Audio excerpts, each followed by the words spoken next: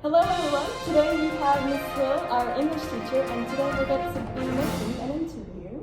So welcome. Thank you very much.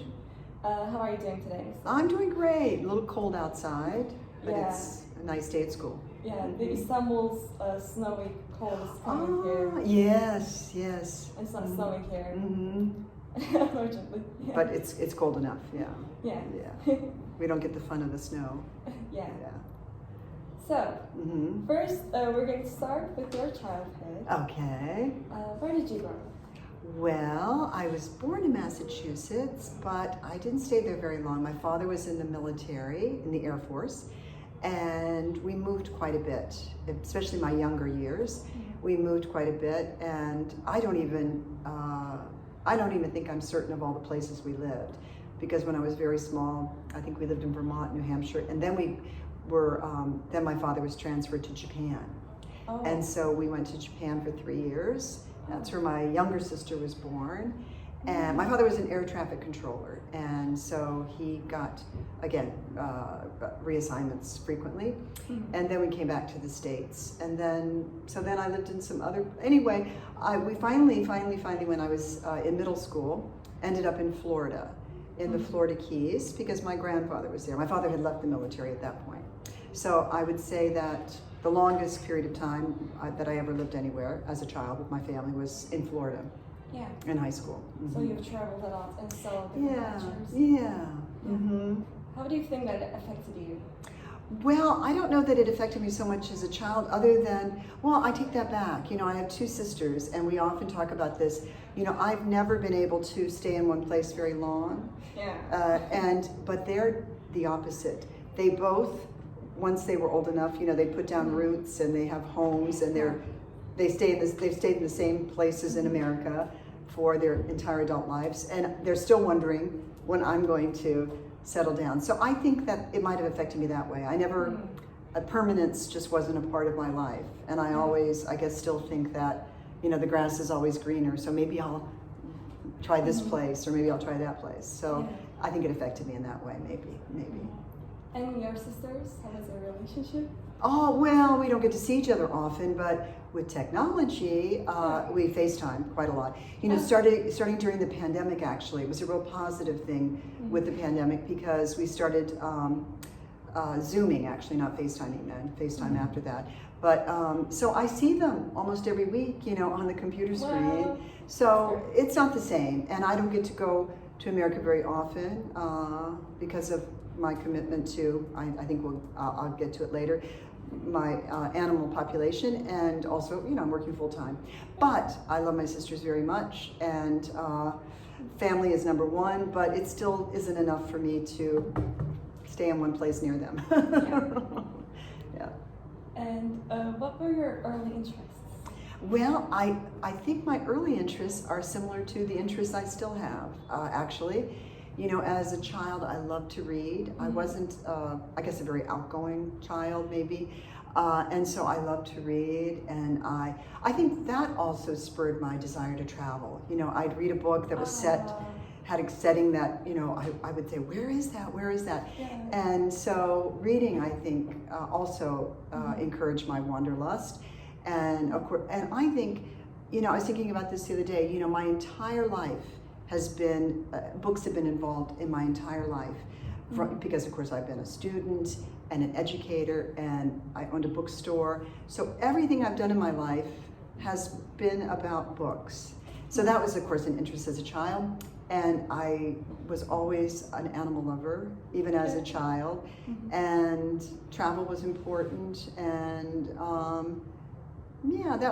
animals and books and travel. Yeah, I think and again, those are still, I think, what kind of dominate my life today. Yeah, that's great. And did your family have early expectations for you? Not so much, really. My parents were kind of hands-off, I would say. And I think because of my generation, you know, when I grew up, I'm not saying they didn't have expectations for girls, but they were much different than they are today, I would say. You know, my mom always encouraged all 3 of us to be teachers. because from her generation, it was sort of the occupation, the profession that girls, that women could aspire to. Not like today where women are CEOs of companies and, you know, they're in every facet of our societies. So, no, it was, I remember they would always say, we just want you to be productive and happy. They always said, do what makes you happy and don't worry about the money, obviously. Don't worry about the money or the success. You know, you need to do what makes you satisfied in life. Yeah. And I ended up being a teacher. And my older sister did as well. My younger sister did, but two of us did, 2 out of 3. Yeah. What is your younger sister doing? She's an accountant. What is that? An accountant, you know, does the financial work for a company. A total different job. Really boring. And she would even say it's really boring. It's not, she's sort of, I don't know. She's very artistic, and I think she decided that was more, she'd have more, I guess, you know, stability if she took that route. Yeah. But, and she's still doing that, but it's kind of boring, I think, for her. Okay, and let's come to our high school. Okay. So how are you coping up with exams and lessons? Well, it's nothing like it is here, I must say. You know, I was in, of course, a government school, a public school, we call them in America. Most students in America go to public schools. Private schools, it's more, you know, it's just a small percentage, I would say. And where I lived, we didn't have private school anyway. So it wasn't really all that demanding. When I see what students do, especially here, you know, our curriculum in high school in America, I don't remember it being all that demanding at all, truthfully. I didn't have lots of homework. I could, you know, study, you know, the night before for an exam. But even in high school, you know, I loved English, and so I would put more of my effort into certain classes, of course, than I did. You know, I wasn't a science math student. I wasn't oriented in that direction. So my high school wasn't that difficult, really. We had lots of time to be involved in, you know, like extracurricular activities and things like that. So. What were those activities? Oh gosh, I shouldn't have brought that up, but different things, I also, you know, I think I've always had a tendency to, I don't want to flatter myself, but I've always liked being involved in clubs that have an altruistic mission, you know, to help help in some way of the community or a group of people, like LOSEV or something like that. So I did a lot of those things. I was class president one year. Book club? Pardon? Were there a book club? We didn't have a book club. Can you believe that? I know we didn't have a book club. Started one. I know I should have, but we didn't have a book club. So things like that, yeah. I was in a dance group too. Yeah. So A lot of things. Yeah. And maybe you also did marathon. Oh well, I did. Yeah, I didn't. I mean, I had to do a little running in school, in high school, because we had PE. But I started running really after that, when I got into college, and then I really got into running. I ran marathons, as you said, and in fact, I've run them here in Turkey, the Istanbul Marathon, Antalya. I went out to Adana, so it's another part of incorporating that interest into my travel. So it's led to some interesting travels as well, to be able to go to a race. But that was in your state. Well, all the way. I just stopped. Actually, I ran until 2014. Wow. But I started then, and so and I had to stop because of an injury in 2014. So I was pretty old when I stopped. Yeah. And what was your dream job when you were in high school? Well, when I was in high school, I did want to teach, truthfully.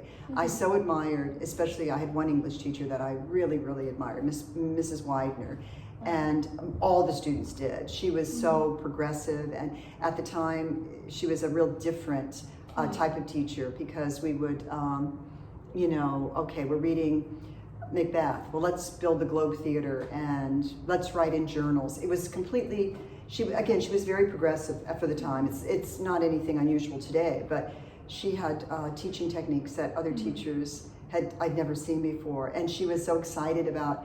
She was a great writer, and she was really excited about writing. So she helped us a lot with writing, and of course reading, of course. But I do remember her really inspiring me to be a better writer. And so I did think that I might want to be an English teacher. I mean, early on, a literature teacher, not teaching English as a second language, but as an actual literature teacher. And so that's when I left high school, that's what I was thinking when I left high school. She was your inspiration. Yeah. She was. I think a lot of people have English teachers that were their inspiration, I hope. But she really was. In fact, she's deceased now, and I went online, and I don't know why, I was looking to see what was up with her, and she had died, and there were so many students who had written glowing things about her. So I thought, gosh, that's such a nice testament to her teaching. Yeah, And you're also our inspiration. So. Oh, well, thank you very much. Thank you very much for saying that. And how were your college admissions? Well, again, it was such a different time when I was in high school. It was, the Vietnam War. There was lots of unrest in America, and people were going almost not. No, I take that back. But there was and we had a lot of.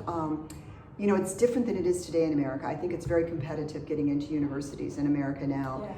But then it was after World War II, they built all these universities, and so there was just a room for many people. And so I wasn't really stressed about it, to be perfectly honest. I wasn't ambitious in the sense that I thought, I want to go here, I want to go there. In fact, my parents sort of limited it to Florida. Florida's a very big state, and that was sort of what we decided, we could afford and whatnot.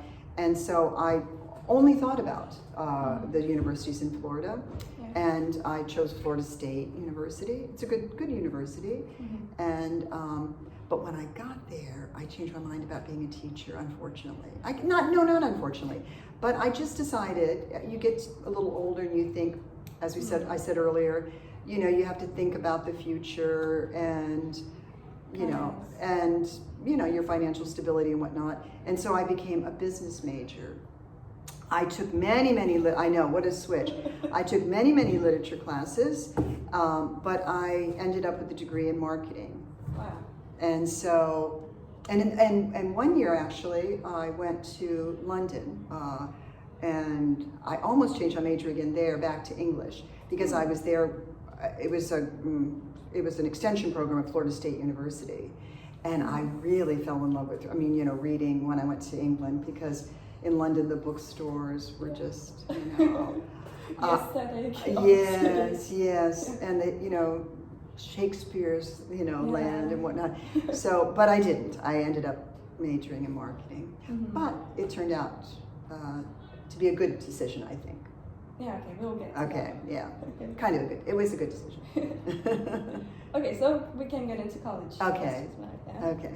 So you majored in marketing. But you also have another degree. Oh yes.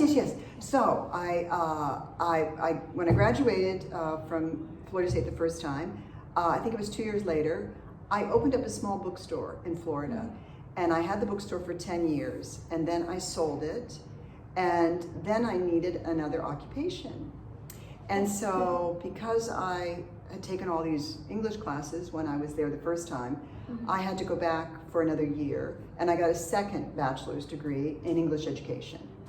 And so then I was able to start teaching. So I was older when I started teaching. It was a decade or more after I graduated from college the first time that I actually started teaching. Yeah. How was it running a bookstore? It was wonderful. Now, I told so many people, though, I was so young. I guess I was 23 or 24. And I told so many people afterwards, later, maybe a decade or two after that, I would never do it again. I was so dumb that I thought, well, small businesses, they are not always successful. Yeah. But I was lucky. I worked really hard, and it did fine. I was able to support myself and whatnot. And it's so interesting. It's like being in a library every day. You know, people are coming in and asking about books and talking about books and what have you read that's good. And, you know, sometimes authors would come to sign, and it was kind of an exciting, job. And so I liked it a lot. Yeah, I did. Why did you close the bookstore? Well, personally, my mother was ill, and so I needed to help with her care, and she wasn't in the same area. So, and I was ready. I was ready to do something different, truthfully. I was ready. It was a really good experience, truthfully. But again, I've never been one to just stay in the same, you know. Yeah. I'm not that kind of person, I guess. So it was time. Maybe it didn't give the fulfillment. Well, maybe. Well, again, it was back to my mother's health, I would say, but also being ready, I would say. I don't want to blame. I'm not blaming it on her. I was, but it was also all these little turns in my road, in my path, my journey through life. They've led to, you know, it's what the saying, you know, open one door closes, another door opens. That's kind of how one of my philosophies of life, you know. And what did you like and dislike about college? Oh, like or dislike about college, huh? Well, you know, even though it was still in Florida, it was like 1,000 kilometers away from my home. Florida's a very long state, you know, it's a peninsula, and Florida State's way up at the top in the capital. And so I didn't think I was going to be homesick, but I was surprised at how much I missed my parents. My older sister was already at another university in Florida. My younger sister was, of course, at home. But so that was something that was hard at first. And it's a huge university. You know, I went from this small high school to, I think at the time, Florida State was, I can't remember now, let's say 25,000 students. Now it's, you know, my niece and nephew both went there. And of course, it's even much bigger now. So that was really hard, you know, going into a basics, you know, we had to, in America, at least at the time, the students, the first 2 years of college, did a basic studies curriculum. So you had to take certain courses. So I remember, for example, Western civilization, you'd be in a big auditorium, hundreds of students, and your professor's way down there. How can I talk to him? You know, and so it was, that was a big adjustment, just the size of the population versus what I was accustomed to. And being so far away from home, I would say. Yeah. And it was harder.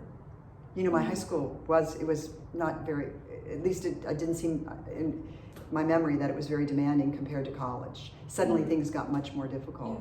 Yeah. Well, what did you like about college? What did I? Oh well, I liked, of course, meeting all these different people, and actually, I think that was a really healthy thing. I lived, of course, in a dorm. You have to live in a dormitory. You did at the time, anyway. It's probably changed now. The first year you had to live in a dormitory, and so I, you know, made friends that, you know, friendships that I still sometimes, you know, at holidays keep up with. So I think long-lasting friendships. And again, you know, here at our school, you know, students have taken an exam, so you're all at a certain maybe level academically. Whereas I was at a public school, so all the kids were there. So I want to say this in a very nice way, but once you get to college, then it's just the competition is much more intense. And so I think then I realized, oh, I need to study some more. And, you know, I'm not as smart as I, you know, thought I was. And so that's a good thing, though. You know, that pushes you. And so I think that was a really good thing about college. Yeah. And you already mentioned the differences between high school and college. Yeah. It was way more crowded. Yeah. And a lot of competition. Right. Okay. And in college, what were you planning to do as a job? Well, again, I majored in marketing, so I didn't think then that I was going to open up a bookstore. But you know, when you're a business major in your like maybe senior year, companies start recruiting, and this was what I think it made me realize I hadn't made the best decision actually, because these big companies, you know, IBM or I can't even remember. I would sit in these interviews and I would be thinking, oh, I'm gonna do that? Am I going to, or like say Nike, am I going to, work for this big company with all these millions of people? And it didn't seem very appealing, and it felt even then that it would be very competitive, and I'm competitive about certain things, but anyway, I thought, I don't know, these big companies don't seem to appeal to me. So that's when later I decided, a bookstore is more my, kind of style, I guess. And also it's yours. And it's mine. And that is, I didn't appreciate that at the time, I don't think as much as I should have. But yes, it was mine. Mm-hmm. And when did you decide to open the bookstore? Well, my parents had a business in Florida, so that's another reason I majored in marketing. So I worked with them for a while, and then they sold their business, and then again I needed a job. So that's when I decided to open the bookstore. Mm-hmm. And I think I was 24 when I opened the bookstore. Wow. Yeah. Mm-hmm. And your jobs were your first job was the bookstore, and then you got into teaching. Right, my professional jobs. Of course, in America, high school students always. I've had a million little part-time jobs. Oh, right. Yeah. Which part-time jobs did you do? Oh gosh. Well, my first job ever was a cashier in a grocery store. It's called Winn-Dixie. Most of them have closed now, but I worked in a Winn-Dixie. I worked at a restaurant. I worked at all kinds of different jobs. Okay. Because in college you do that, to get your extra spending money or whatever. Mm-hmm. And one year I worked in an office at the university, and But it's very common for teenagers in America to work in high school and in college. Mm-hmm. Then, what do you look for in a job? What do I look for in a job? Yeah. Oh, that's a very good question. That's a very good question. What do I look for in a job? Well, I'll tell you, I'll get back to teaching here, because this is what is in my, the front of my memory right now, is that I say to myself almost every day when I come to work here, wow, because, I retired. I retired from ACI in 2022 and moved out to Yakakoi, and wasn't necessarily thinking I would work again. But I come to work almost every day thinking, I am so lucky that I went back to work, because I've met so many wonderful people here, students especially. Some days I leave and I think I learned more from my students today than I taught them, because, your science students, for example, math students, tech stuff, I'm pretty, not worthless, but, I'm always behind the curve. So it's the people you work for. That's why those big corporations didn't appeal to me. Real hard driving, competitive, ambitious people made me nervous. So in an educational environment, it is a more kind of relaxed environment generally, I would say. And so I like that. It's about learning, it's about making mistakes and learning from them. Whereas, if you're in a big corporation, then all about money. Yes, and people are, maybe they want your job, and I just don't, whereas if you're a teacher, you're a teacher, and so I think the people though. In fact, I just said this morning to someone. I remember when I retired and I moved out here, and I didn't work here right away. When I would drive by the school, I would look and see in the campus some dogs. Yeah. And I said, oh, they love animals there.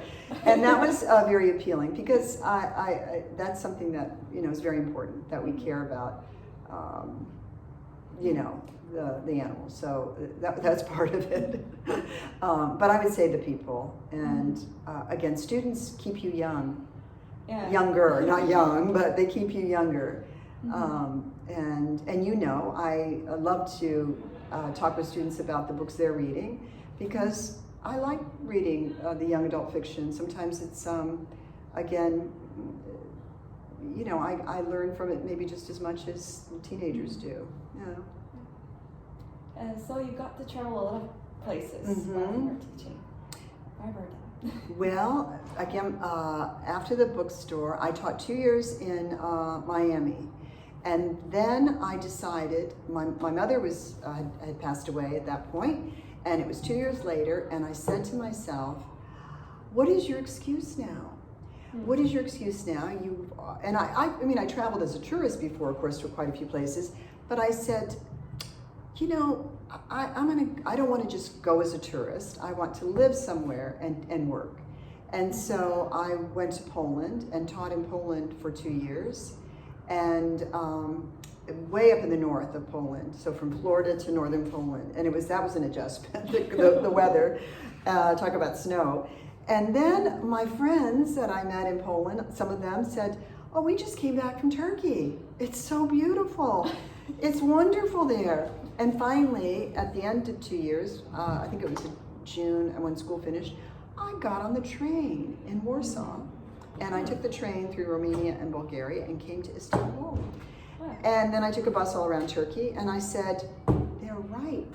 It is so beautiful in Turkey. People were smiling, you know, it was such a, you know, 2 winters in Poland, and people are, you know, we're all cold and miserable. And I always remember too in Istanbul getting off that train and seeing the fruit stands and the men smiling and all the colors of the fruits and the vegetables. And after the gray, you know, winters of Poland. And so I intentionally lobbied for a job in Turkey when I went to a job fair. And so I then came here in 1997, I think, the first time. So in Izmir, that's right. Why did you decide on Izmir? Well, I'm glad you asked, because I actually got offered a job at Coach Elise's, Coach in Istanbul. But at the time, which is like, you know, a long time ago, 30 years ago, whatever, it was way outside the city. Now it's not really, you know, now it's not, the city has, so it seemed, I thought, oh, I'm not going to really get to, you know, kind of assimilate or get to understand the culture if I'm always living on the campus and working here. And so I didn't take that job. I was offered the job at ACI, and the director at the time, he really sold Izmir, and he was right. Oh, you know, it's right on the bay, it's so beautiful, you're so, and at the time the bay wasn't the cleanest body of water. It is now, it's so beautiful now. I wish he could come back and see it now. But, so I made the right, again, you know, I made the right decision. You know, I closed that door on Istanbul, but the Izmir door was the better one. And so I was here 5 years. And then again, I wanted to see some other places. So I moved to Taiwan, and I worked there for a few years. And then I had a friend that I had met at ACI, and she was in the Philippines, in Manila, at the International School Manila, and she encouraged me to come to Manila. So I went there, and but Manila was hard for me because it's a beautiful, beautiful country. I mean, the islands, you know, I think there are almost 7,000 islands. They're beautiful, and the people are very nice, but there's a huge income inequality, you know, in the Philippines.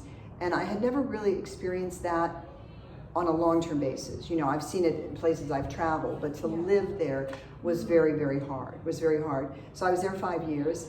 And then I went to another job fair, and I wasn't thinking of coming back here, truthfully. But the director at the time, Mr. Hanna, he got wind that I was at the conference, and he asked me for an interview.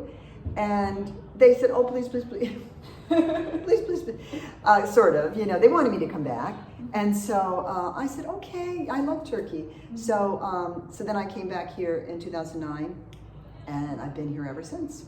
Whoa. Yeah. Lucky we are. Well, lucky am I as well. Yeah. And you also really like Izmir. I do like. I'm getting a little annoyed though with Izmir because it's grown so much. I think I preferred it before, truthfully. Every time, because when I go in on the weekends and I see those big, big, big buildings, I think, oh, it's not, I mean, there's a lot of good things, new improvements, the metro and around the Cordon, and I mean, there are lots of wonderful things, but it's getting so crowded. I think we need to stop telling people about Izmir. We need to say, it's full now. More people. You know, people always do that. Well, I was here first, you know, I kind of feel that way. It's like Yakukoi, I feel the same way. I love Yakukoi, and I want to say, no more people. No more people. But anyway, you can't do that. Maybe some more cows or, but no more people. Yeah. Anyway. Then that were our first 3 sections. And now we're going to go to the general questions. Okay. So, when did you figure out what to do with your life? Or did you? I was going to say, I'm still figuring it out. I'm still figuring it out because I would say, if I'm being, I don't know, reflective, I'm not a long-term planner, obviously. So I sort of have. I'm very happy in Yakakoi doing what I'm doing. I have worries though, my family's not here, that sort of thing. My home is really, I'm an American. And so there's things like that, as I get older, I have concerns, but I actually am really happy right now. I think I have found, inadvertently, it wasn't intentional, I have sort of gotten myself trapped here in something that I enjoy. Yeah. But all the travels that you did, adventures, they also probably built that up to this stage. Oh, yeah, I think, and I still want to travel. I'm not able to as much anymore because of all the animals I take care of. But as I've gotten old, I'm so happy too that I did a lot of my traveling when I was younger, because now I am more of a homebody now. I don't have the inclination anymore, and I think I mentioned this to you one time too, that the journey now is so unpleasant sometimes, the airports and all the things you have to go through now just to get to a place. And so I'm kind of satisfied that I did the traveling I did, and now I'm in Yakakoi. And what is a turning point in your life? A turning point, I guess, coming back here the second time. I think coming back here the second time because, coming back here the second time, this is the longest I've ever lived anywhere. Wow. Anywhere. And the apartment that I had in Izmir was the longest I'd ever lived in one place, one physical, one house or one apartment. So I have longevity here. And so there must be, How was it different coming back for the second time? Well, it was easier and harder, of course. It was easier because I had friends here, I had friends already that were at school, and so it was easier in that regard. I knew the culture somewhat, but it was harder because things had changed quite a lot, as I said, the size of Izmir. I remember, and of course, we always do this, we always have a nostalgia, like a more positive, I think, at least I do, positive memory of the past. Past is always better, at least it is for me. I'm not a visionary, I'm not thinking in the future too much. And so I remember feeling that Turkey was more of a kind of exotic, different place. Now I feel it's like a Western country in a lot of respects. I know if you get outside the cities, it's still authentic, but I remember feeling that I was really in a different, really exotic, beautiful country. And I still feel that way, but so that was a little bit just adjusting to the changes. But there really wasn't any big difficulties coming back, because I sort of knew the place. It was the easiest transition actually to come back here. Did you plan to stay here? No. Or you planned? No, I didn't. I don't think long term, but I certainly didn't expect to be here another. Now it's like 15 years. So I wasn't thinking, but of course I had to begin thinking about. I did finally have to start thinking that I couldn't work forever, because eventually people are supposed to retire. And so I did sort of start thinking about that, but I guess I'll start adding this into the answers, but main reason I would say, to be honest, I stayed, is I started adopting, stray animals. And so, I would go home, I would go to America in the summer, and I'd have 10 here, and I'd leave my people, my pet store man and a couple of other people taking care of the animals. But then it's gotten to a point where it's very difficult to go because I have so many. So that's what's kept me here. But as I said before, I'm happy it's kept me here because it's good to have a passion in life, or to feel that you're doing something, you think anyway, that's worthwhile, that's helpful. And some days it's frustrating, you know, but it's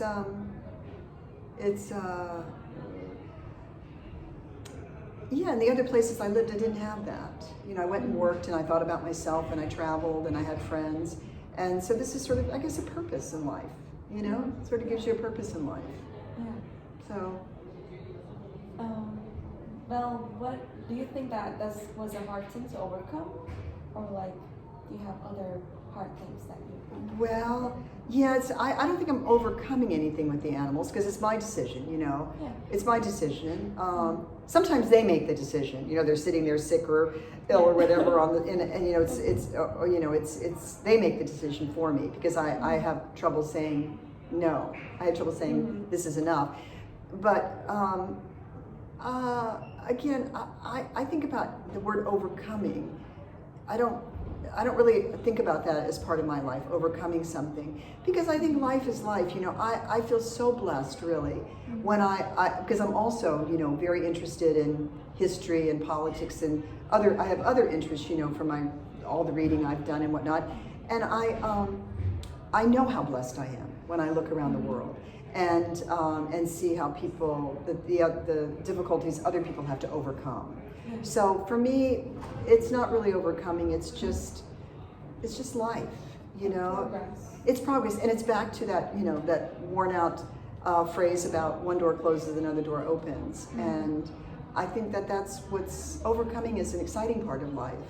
You know, if you have a challenge, then that's a good thing. And especially as you get older, as I said, back to retirement. I think that it's important to stay involved with life and have some problems, you know. It's a good thing. It's I don't want to stop living. Yeah. And what was the moment that you felt like you really achieved something? Well, that, you know, because that's a hard one, because I feel like I've had a lot of, you know, small, I mean, you know, nothing's, I guess, significant compared to a lot of people, but a lot of small achievements. But I guess my running was a really important time of my life in terms of achieving. You know, I was more competitive with that than I have been with just about anything. And, you know, was fairly successful, you know, in my competitions and whatnot. So that was always, I mean, you know, running 42 kilometers is, you know, I do like I am competitive in that respect, that I like to do things that maybe a lot of, you know, many other people, you know, it's not something that a lot of people do. Yeah, it's not ordinary. Yeah, it's not ordinary. And the travels and things like that, living in different countries. So I think any achievement that I've made that, it sounds a little, I don't know, arrogant, but that I know many other people have not done, that it's a limited, you know, group of people. You want to be different. Kind of, yeah. I think I am. I mean, I think we're all different, but I think I'm quite different. My sisters would say so, you know. I'm the eccentric one. Yeah. So lots of small achievements, I would say. Yeah. And what were the culture shocks when you came to Turkey? Okay, well, I embraced the differences in Turkey, like I hope in every country I've lived in. You know, I loved, you know, 30 years ago getting on an old rickety bus and traveling, you know, hours and hours to get somewhere. It was before we had really, of course now there's, you know, wonderful buses and of course planes between every city, but we didn't at the time, we didn't have that. And so I loved experiencing that, and maybe not getting off at the right stop, and you know what's that going to lead to, and that sort of thing. You know, and the food was so wonderful, and again the people are so wonderful, and there's so many places to visit here, and so I would say the first time I was here, it was just every day was just a new experience. It was wonderful. And I loved teaching at my old school as well. You know, I should say that as well. I had wonderful years teaching wonderful students there too. And but when I came back the second time, I started noticing more. I mean, I had noticed it the first time I was here because I did adopt two stray cats when I was here the first time, and I took them with me everywhere I went, Taiwan, Philippines, America, back here. But for some reason, the second time I came back around my school, I started noticing all the stray cats. And so that was hard for me because I've always loved animals. And so just learning to, and of course not, some people don't like are afraid of animals or whatnot. So I was always, some people were happy that I was helping and some people weren't. It's kind of the story of my life here. But that was the only thing, that there were so many stray animals, more than when I was here the first time. So now many of them live with me. So, but I culture shock, even when I was in Poland, other than the weather, they would talk with us about culture shock, and you're going to maybe in a month or 2 months, and they would have this whole chart, you're going to, you're going to experience this and this and this and this. And I never did, really, because I always wanted to go to a new culture, to embrace the culture, so I didn't really have culture shock here, other than that, the animals, and now again that's become my life. So yeah, and that's the great culture shock. Yeah, mm-hmm. Yeah. Then I'm coming to the last question. Okay. I will ask for some book recommendations. Oh, okay. All-time favorite books. All-time favorite All the books. you read in your life. Okay. Well, that is so hard, because it is really true for me that often my favorite book is the one that I'm reading, of course. And I'm an eclectic reader. I read a lot of different genres, and I don't always read fiction. I read nonfiction as well. Mm-hmm. So that's really, it's so hard when people ask that. And I love the classics. I was a literature teacher. So I love the classics, and I love young adult fiction. So I'm gonna first start with, I think I'll just talk a little bit about young adult fiction, because there's so much for teens today. When I was a teenager, we didn't have young adult fiction. And so we were, not stuck with, but you read the classics, you read the classics. We didn't have any young adult fiction. And the 10th graders, and next year when you read The Outsiders, you'll find out that was really, she was one of the first authors to write a YA novel, S.E. Hinton, The Outsiders, that dealt with teen problems. So an all-time favorite, of course, is John Green. And again, it's what I've read recently. I remember also, I recommended to a student recently, Eleanor and Park, Rainbow Rowell. I don't like some of her books, but I like young adult fiction that deals with a problem or problems that teens experience. Yeah. And I mean, it's how we develop empathy and understanding about ourselves and about other people. So I am worried, this is a little bit off the subject, that teens aren't reading as much as they used to, And again, I love book recommendations from students. Let me think. So, favorite books. I was a big fan of, Russian literature classics, and so I remember reading so much Russian literature, and it would be so kind of depressing, In fact, last year I said, I'm going to reread Anna Karenina. And so I reread it. I had read it in college, when I was 20. And I reread it last year, and I said, gosh, I was thinking about the characters. They made such bad decisions. And anyway, it was just interesting. I know it's a bit off the subject, but it's so interesting to read books at different periods in your life. So that's a little bit off the subject. And actually in college, what I was really interested in, 20th century American literature. Saul Bellow and John Updike and Philip Roth and all those authors who were writing about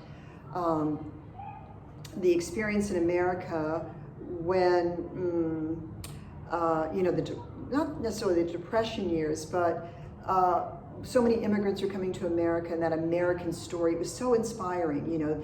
And I don't feel that way anymore about America, but at the time when I was growing up, America was like, you know, the American dream and the American promise, and come to America and we'll be good to you and take care of you and you'll do great. And so it was, and then like Jack London, you know, these kind of socialist writers as well, who would then write about the opposite, how it was so difficult, you know, to go to a new country or, you know, to assimilate and that sort of thing. So I liked reading about, you know, fiction about my country, about America, but because at the time there was still a lot to admire about the literature, and I thought, and about America.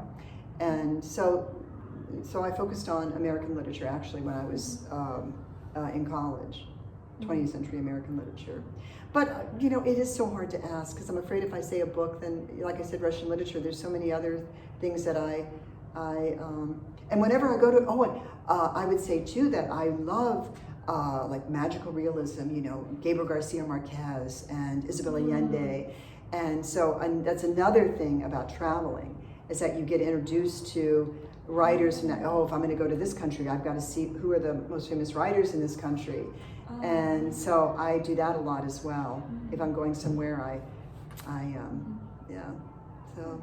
That's great. So sorry if I wasn't more specific, but. And I have an interesting way of question. Okay. Would you ever consider writing a book? Well, I would if I had time. You know, people tell me that all the time, that I should write a book. Yeah. But I don't have time. I just don't have time. But I think a lot, just my animal experiences, my animal, and then I don't know, you know, I have a friend here in Izmir, and she's written a book. She's a horse person, and she hasn't had it published. I don't think she has it on a blog, I believe. But she wrote it about her horses, and it was lovely.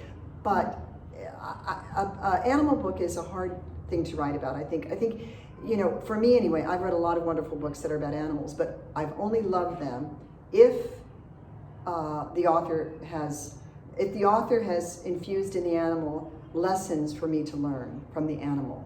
Like, for example, Marley and Me. I've recommended that to a few of the students, the little abridged version of it. You know, if it's a book, and so I think if I sit down to write it, I have to make sure that I'm writing about how these animals have made my life better.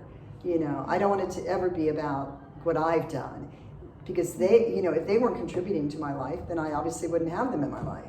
So, but I think a lot about writing about the animals. Yeah. You should. Maybe when I retire again. But that wouldn't be as taught as retirement, because you'll be writing. I'd be right. You're right. I know. That's another job. But when I retire from teaching, you're right. Then I'd be a writer, so to speak. But I don't know. As I've gotten older, it's harder to sit down and be focused too. I think when I was younger, I thought about writing and would try things, and I think maybe that time has passed. But you still can.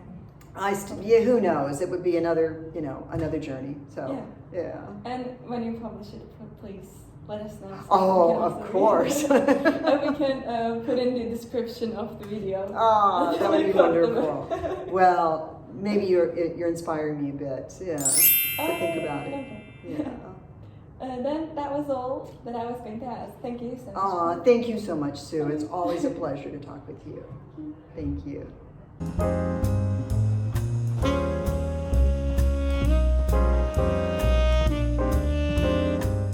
So I always feel, I forgot the second one.